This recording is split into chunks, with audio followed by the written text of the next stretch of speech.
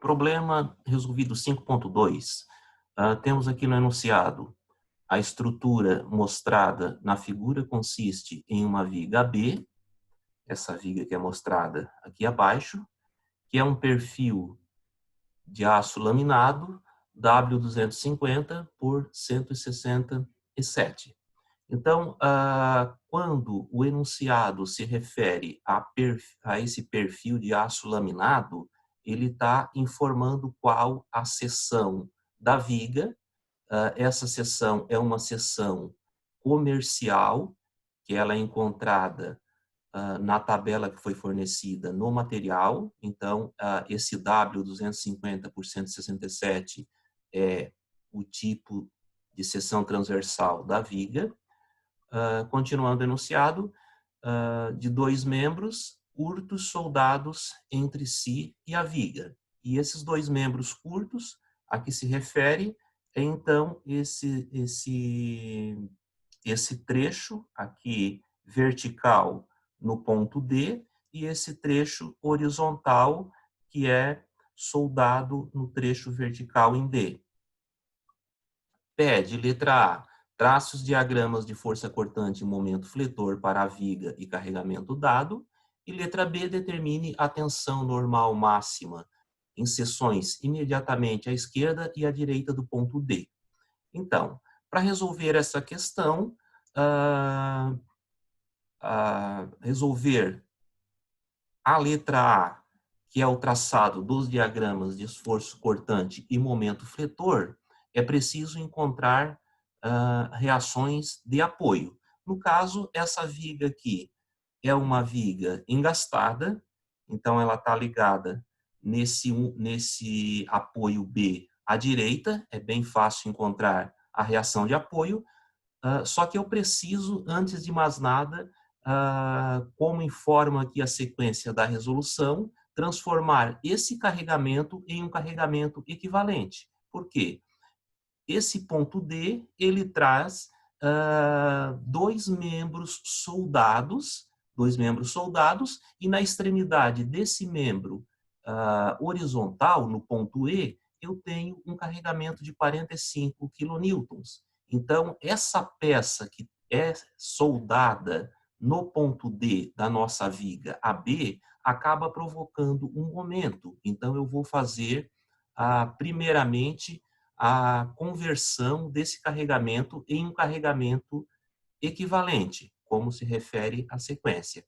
Então, olhem só, eu fiz aqui o problema, ele já traz de forma bastante direta, já o diagrama de corpo livre, mas eu fiz aqui de forma mais detalhada para facilitar o entendimento. Então, eu coloquei aqui, eu redesenhei a viga, né? E fiz aqui o detalhamento do carregamento equivalente. Então, novamente, desenhei a carga distribuída de 45 kNm nesse trecho que vai da extremidade à esquerda A até C, e no ponto D eu fiz, então, a conversão desse carregamento, que é uma carga concentrada no ponto E, eu fiz a conversão para a resultante que atua no ponto D em função desse 45. Então, esse 45 kN, considerando no ponto D, vai gerar em D uma carga transversal, que é igual ao mesmo 45, e também um momento. Então, a carga transversal em D vai ser o mesmo 45, que atua no ponto E, e o momento que atua nesse ponto D, ele vai ser igual ao 45 vezes a distância, que vai do ponto D até o centro, né, do ponto E até o centro do ponto D, que é o 0,6 metros, como indicado. Então, fazendo momento igual a 45 kN vezes a distância 0,6 metros, eu tenho um momento de 27 kN metro aplicado no ponto D, conforme fiz aqui.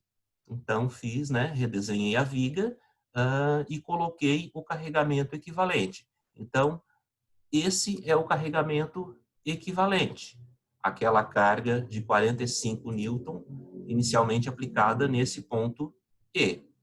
E no ponto B, eu vou ter aqui as reações, a reação RB, né, aqui RB, e o momento, né, o momento B, que também é reação de apoio. Esse momento B eu não preciso inicialmente calcular, porque lá no final, quando fizer os cálculos de momento fletor, automaticamente aparece o valor desse momento B. Então, partindo para o cálculo de reações de apoio, a única reação de apoio que eu tenho é a reação RB. Então, o que eu faço? Eu faço o somatório de forças em Y igual a zero. É a nossa condição de equilíbrio. Então, quais forças eu tenho na direção X? Eu tenho a força de 45 kNm, que está aplicando para baixo. Então, vou fazer menos 45 pelo fato de estar atuando para baixo esse carregamento, vezes o trecho onde atua o carregamento, que é de A até o trecho C. Então, fica menos 45 vezes 2,4.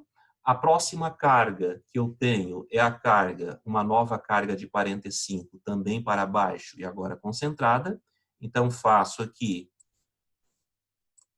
menos 45, e a próxima carga que eu tenho é a própria reação de apoio procurada, né? Para cima mais RB. Tudo isso precisa ser igual a zero, para que ocorra o equilíbrio. Então, multiplicando esses dois valores, eu tenho como resultado 108, continuando aqui menos o 45, mais o meu RB, igual a zero. Resolvendo essa soma, eu tenho que RB vale mais 153 kN. Encontrado o RB, agora o próximo passo é fazer o cálculo do esforço cortante. Então, eu começo o esforço cortante aqui da esquerda para a direita, na viga. Então, eu faço no ponto A. No ponto A, antes da aplicação das cargas, é igual a zero. No ponto A, depois da aplicação das cargas, também vai ser igual a zero. Por quê? Como é uma carga distribuída, ela inicia no ponto. Ela inicia no ponto, mas exatamente na face do ponto ainda não tem, como não existiu nenhum deslocamento nessa face, ela ainda é zero.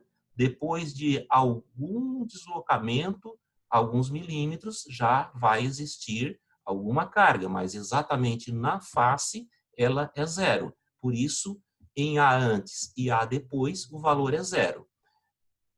No ponto C, antes eu vou ter, então, o menos 45, porque está para baixo, vezes a distância de AC. A distância de AC é 2,4. Então, o cortante no ponto C antes é menos 45 vezes 2,4, que dá menos 108 kN. Em C depois, também vai ser o 108 kN, porque eu não tenho nenhuma carga concentrada nessa face. Então, chega o cortante antes com menos 108 no ponto C, e ele parte do ponto C com o mesmo 108.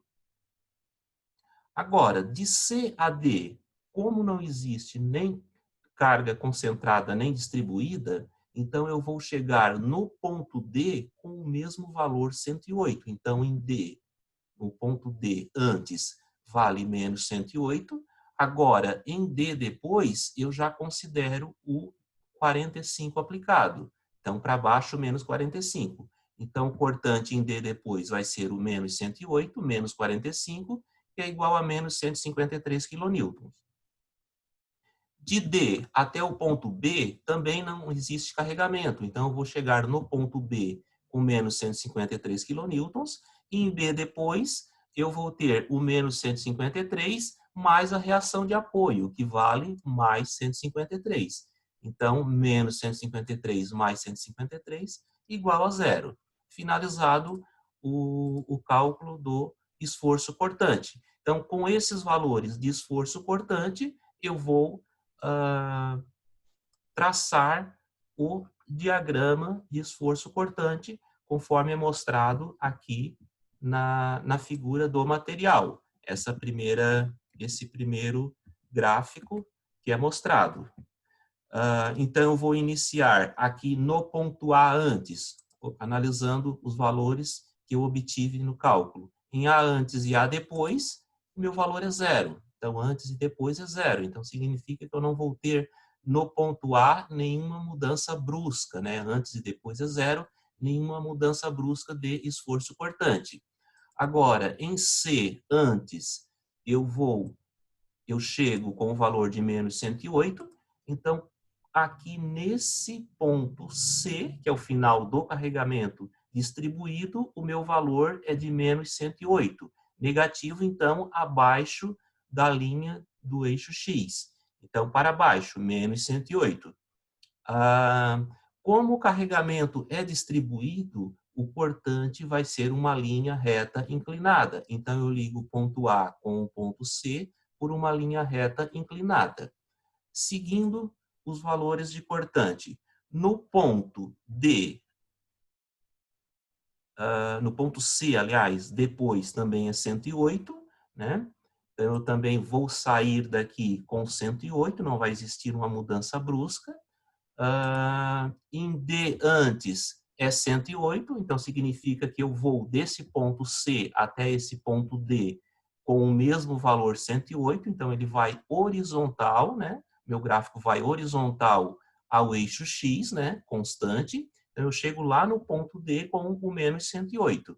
Agora, em D, depois, o meu valor é de menos 153. Então, de 108 no mesmo ponto D, eu vou ter a mudança para menos 153. E de 153, eu chego no ponto B antes com 153. Então, eu vou de 153 em D até o ponto B com o mesmo valor constante. Então, o meu gráfico vai paralelo a X e chegando no ponto B, o meu valor de cortante vai para zero.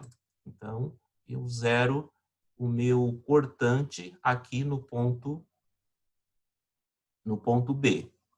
Então, só buscando novamente aqui o material que acabou saindo, né? Só vou buscar o material que acabou saindo. Isso. Então, aqui.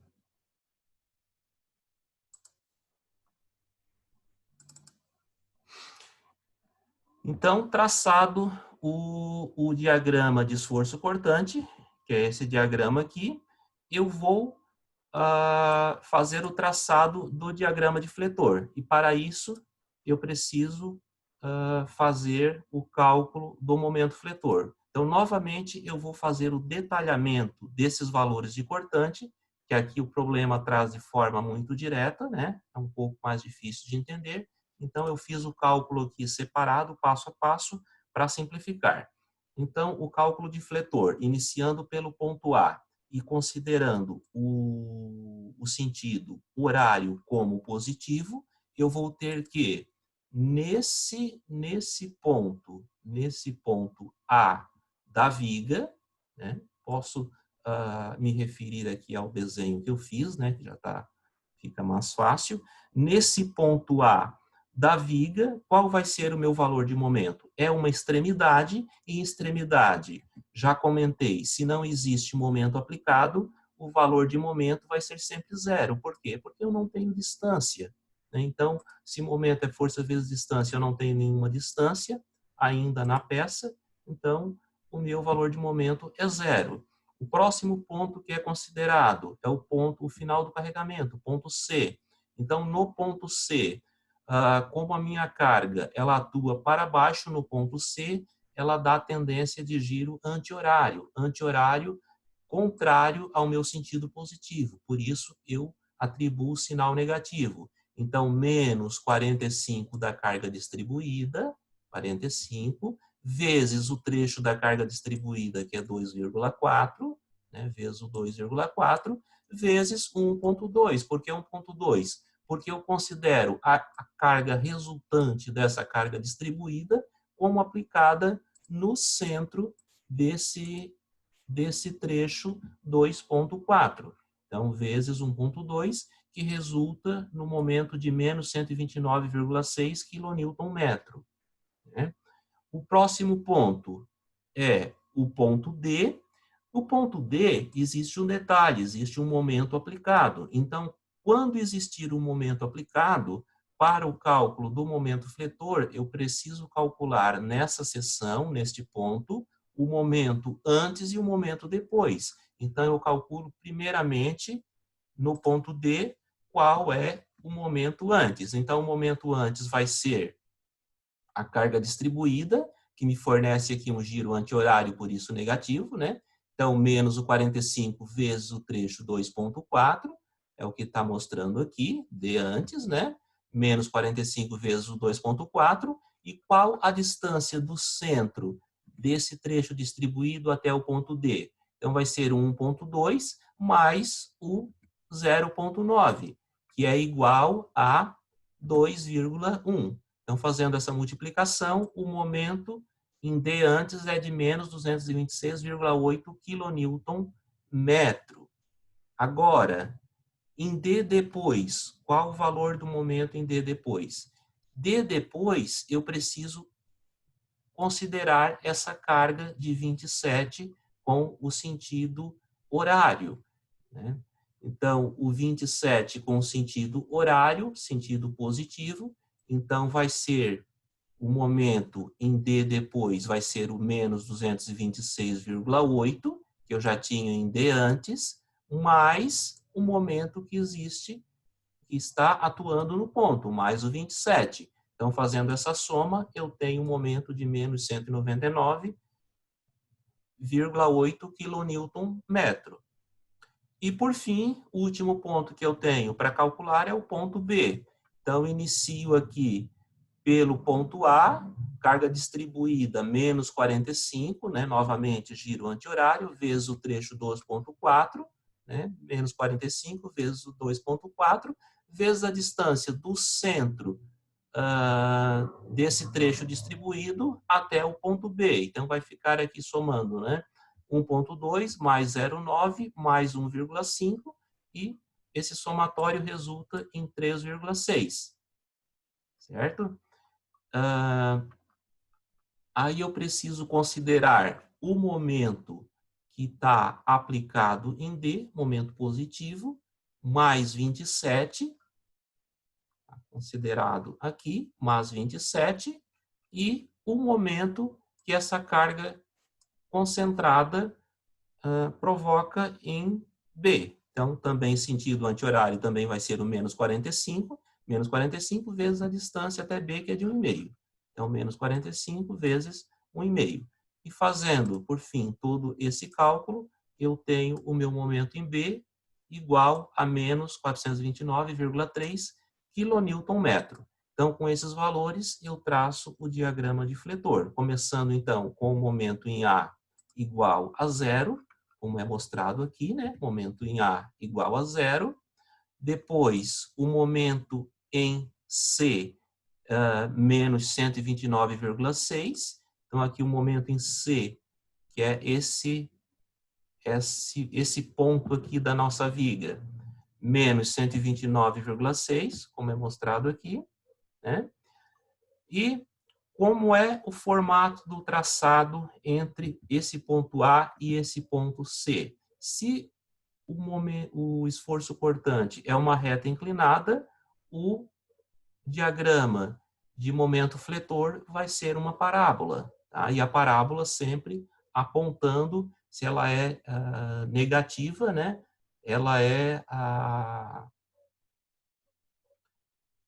ela vai estar apontando para o eixo X, né? Vai estar voltada para o eixo X, virada para o eixo X, conforme apresentado aqui. Depois, de C para D, qual o próximo momento que eu tenho? Então, eu vou ter em D um momento antes, que é o menos 226,8, e um momento depois, menos 199,8. Então, eu coloco esses dois valores aqui no ponto D. O menos 226,8 é antes, então vai ser a ligação com o ponto anterior. Então, de C eu ligo em menos 226,8, porque é o momento antes. E em D depois, esse momento passa para menos 199,8, conforme foi calculado.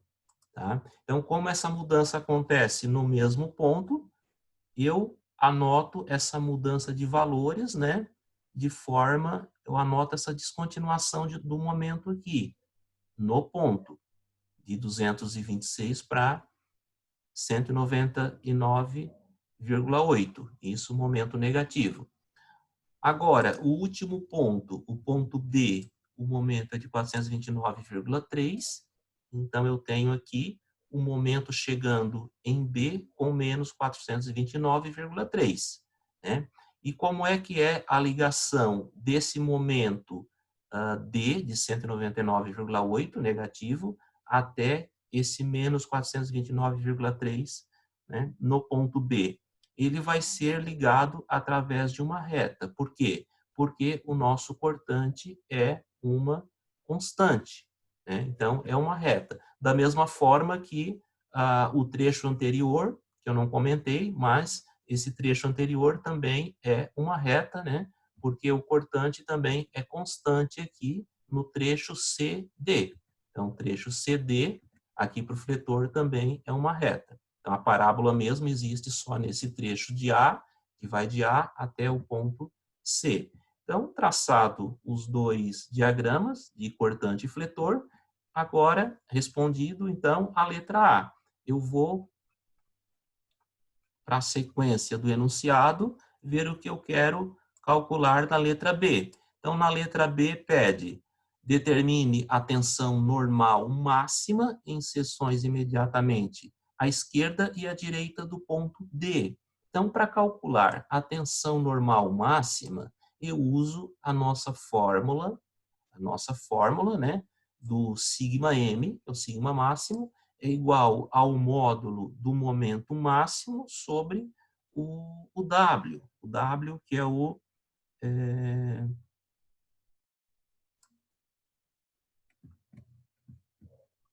módulo resistente, né, da nossa seção transversal. Então, aqui, para esse cálculo, basta eu pegar os valores de momento à esquerda e à direita desse ponto D, né? Então, é preciso verificar que eu não estou encontrando qual a maior tensão na peça, mas eu estou procurando analisar essa seção em D. Então, não estou procurando a tensão máxima, mas sim a maior tensão em D. Né? Então, D antes e D depois, né? Ou D à esquerda e D à direita. Esquerda e à direita do ponto D. Então, para fazer esse cálculo, eu uso o momento à esquerda, que é em módulo, né? À esquerda, 226,8 quilonewton metro, né? Então, aqui é 226,8 vezes 10 na terceira, que foi colocado. Não, está correto porque aqui foi colocado, foi feito a conversão de quilonewton metro para newton milímetro.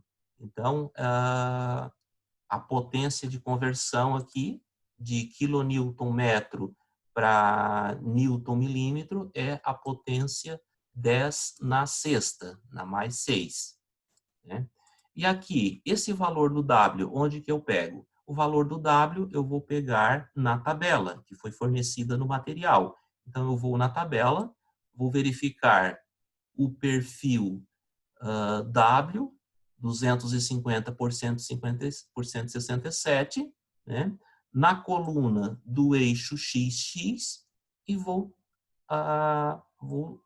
tomar o valor do W, que vale 2.080 vezes 10 na terceira milímetro cúbico, né?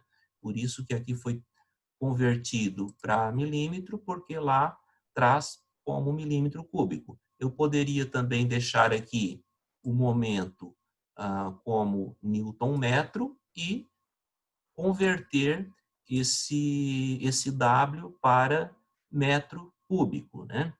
Mas aqui foi feito dessa forma. Então, essa divisão resulta numa tensão de 109 megapascal à esquerda do ponto D, né? Então, como é informado aqui, à esquerda do ponto D. A tensão máxima à direita do ponto D vai ser calculada usando o momento em módulo à direita de D, que é de 199,8, o valor que foi calculado. Isso em Newton milímetro, né? Então, atribui a potência 10 na sexta, que não é 16, é 10 na sexta, né? Atribui 10 na sexta, que eu tenho em Newton milímetro. E o valor do módulo W é o mesmo, é o 2.080 vezes 10 na terceira milímetro cúbico. Fazendo essa divisão, eu tenho o valor de tensão máxima, 96 megapascal. Né? Então, encontrei a tensão máxima nesse ponto D, à esquerda e à direita. Então, à esquerda, que o momento é maior, eu tenho uma tensão maior, de 109 megapascal, e à direita, que o meu momento é um pouco menor, a minha tensão também acaba sendo um pouco menor, de 96 megapascal. Não são, eu não encontrei aqui o valor máximo da tensão que atua na viga, o valor máximo se encontra no ponto D, né, que é encontrado a partir desse valor de momento fletor, de 429,3 kN/metro, mas não é a pergunta do enunciado, então foi encontrado só as tensões no ponto D, esquerda e direita. Então, com isso, finalizou essa questão 5.2.